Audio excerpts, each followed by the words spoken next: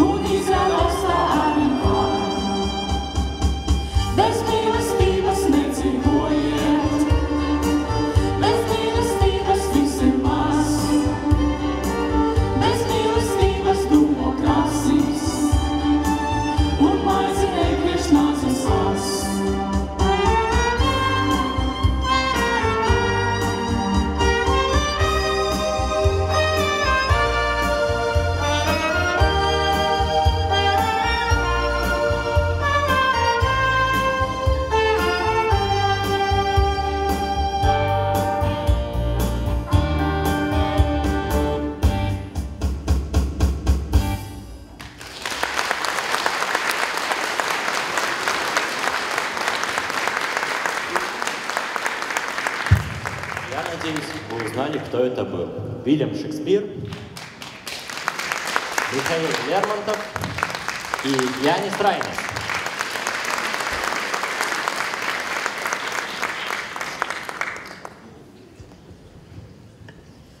Mūsu skolu sveic Rīgas pilsētas arotu organizācijas priekšsēdētāja Ligita Simjonova.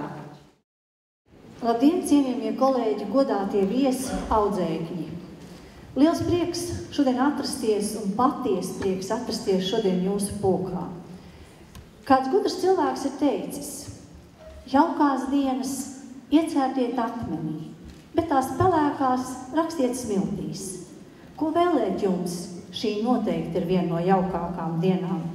Iekaliet to akmenī un novēlu jums, lai pēc iespējas vairāk jums būtu dienas, kuras jāiekaļ akmenī, un pēc iespējas mazāk tās, kas smiltīs, kaut arī ātri zūd. Bet ko vēlēt skolai? Skolai novēlu ilgi, lai skan skaistas un jaukas bērnu balsis, un jo vairāk, jo labāk. Ko vēlēt jums, skolotāji, pedagogi? Sirds siltumu, gudrību, spēku, izturību, veselību un radošumu audzināt tos audzēkņus, kas skanēs jūsu skolās. Direktorei, lai ir spēks to visu apvienot. Daudz laimes dzimšanas dienā!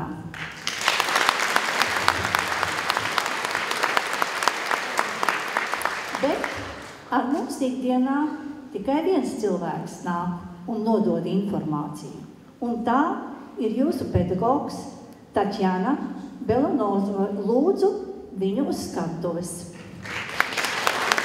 Gribam viņai šodien sniegt godrakstu par ilgstošu, aktīvu un radošu darbu arotbiedrībā.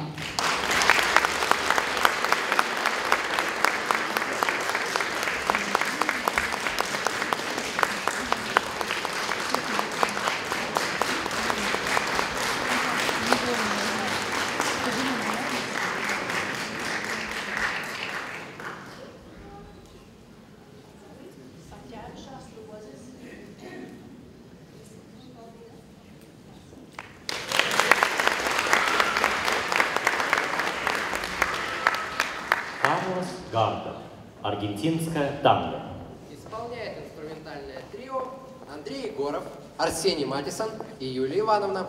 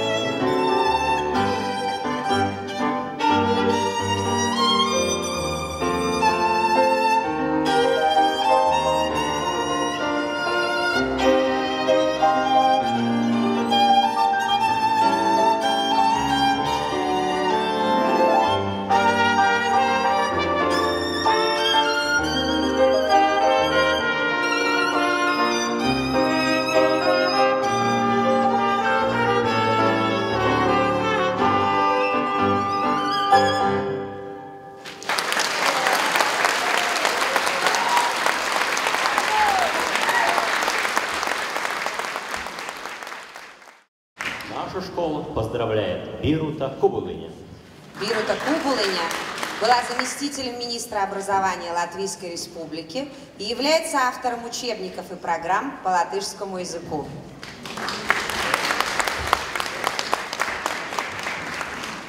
Cienījamie jubilāri un svinību viesi, pēc Argentīnas tango man būs diezgan grūti runāt, bet es mēģināšu.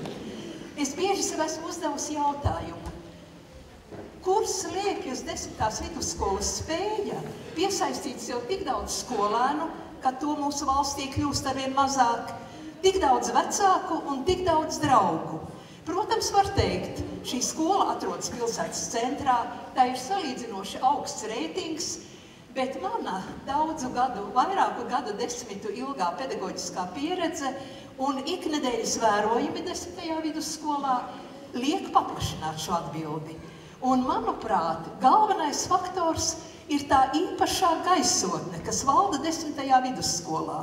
Jūs jautāsiet, kāda gaisotne? Ģimenes gaisotne. Es personīgi izjūtu 10. vidusskolu kā lielu ģimeni, kur pedagogi, viņu audzēkņi un vecāki iet uz kopīgu mērķi, kur tiek pamanīts un atzīmēts katrs labais darbs, katrs panākums jebkurā jomā, un kur bargi vēršas pret nolaidību, nevīžību, bezatbildību. Un es varu abrīnot skolas direktori Naģežu Likaunieci. Viņa praktiski pazīst katru skolēnu, un ne tikai pazīst, bet zina viņa stiprās puses, vājās puses, viņa problēmas, un tāpēc jebkurā brīdī viņa var parunāt gan labvēlīgi, gan sirsnīgi, un reizēm arī bargi, bet neaizvainojot un nepazemojot šo skolēnu. Lūk, šis ģimeniskums veido atbildību par savu skolu un piederību savai skolai. Es teikšu godīgi, es sen nebiju dzirdējusi tik daudz labu vārdu par savu skolu, kā pēdējā nedēļā, kad es par šo jautājumu runāju 10. skolā, gan ar pedagogiem, gan ar audzēkņiem. Un ir patīkami dzirdēt, kad pedagogs saka, es negribētu strādāt nevienā citā skolā, tikai mūsu skolā, tikai savā skolā. Tas daudz ko liecina par skolu. Otrs faktors, manuprāt, ļoti nozīmīgs. Skola dzīvo ļoti spraigu, dinamisku dzīvi un iet kopsolī ar valsti. Viens piemērs tikai. Mācību gada sākumā, kad es pirmo reizi ienācu 10. vidusskolā, tad jau visa plašā informācija, kas ir izvietota skolas gaitenī, gan vēlāk sarunas ar pedagogiem un arī ar audzēkņiem liecina. Skola atceras Baltijas ceļu. Skolā jau ir ienācis Raiņa un Aspāzijas gads. Un, ziniet, man bija ļoti patīkami to redzēt un dzirdēt, ka skola elpo vienu elpu ar savu valsti.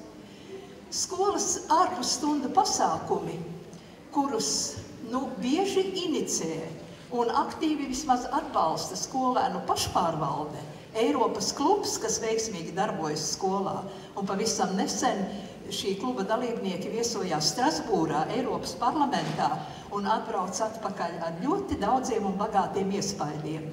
Un tam ir liela nozīme. Pasākumi netiek uzspiesti no augšas, tos izvēlas paši audzēkņi, tādēļ viņi tik aktīvi tajos piedalās. Uz ko šie pasākumi ir vērsti? Es gribu tam pievērst īpašu uzmanību. Pirmkārt, uz savas valsts vēstures dziļu un pamatīgu izpēti. Es maz, kur esmu redzējusi tik dziļus pašu skolēnu pētījumus par Latvijas valsts pirmo prezidentu Jāni Čaksti, par viņa dzimtu, par viņa dzīves vietām. Un šis darbs turpinās. Skolā ir viesojušies daudzi ievērojami cilvēki, tajā skaitā Jāņa Čakstes mazmeita, Konstantīna Čakstes meita un mazmeita, Dainis Īvāns, Mils Ušakovs, Sergejs Dalgapolovs, dzejnieks Knuts Skujenieks un daudzi citi cilvēki, kuri ar savām domām, ar savu nākotnes un mūsu tagadnes redzējumu atstāja dziļas pēdas arī skolēnu sirdīs. Patriotu nedēļā Raina kapos un pie Jāņa Čakstes pieminekļa mēs varam sastapt 10. vidusskolas audzēkņus. Un ne tikai Raina kapos un pie Čakstes pieminekļa, bet arī daudzos citos, pie daudziem citiem pieminekļiem, daudzās citās vēsturiskās vietās. Un tas veido piederības sajūtu savai valstī un atbildības sajūtu. Un es personīgi uztveru tā, ja cilvēks, jaunais cilvēks ir atbildīgs par savu skolu, ir piederīgs skolai, ja viņš ir piederīgs savai valstī un jūt atbildību par savu valsti, tad mēs veidojam tieši to, kas visvairāk mūsu Latvijai šobrīd ir vajadzīgs. Aktīvu sabiedrības locekli, aktīvu un atbildīgu mūsu valsts pilsoni. Un es domāju, ka tas ir ļoti liels 10. vidusskolas nopelns. Dārgie jubilāri, pedagogi, audzēkņi, absolventi, es jūs sirsnīgi apsveicu jubilejā. Saglabājiet tās brīnišķīgās tradīcijas, kas jums ir, attīstiet tās tālāk un novēlējums nekad neapstājieties, lai jums veicas!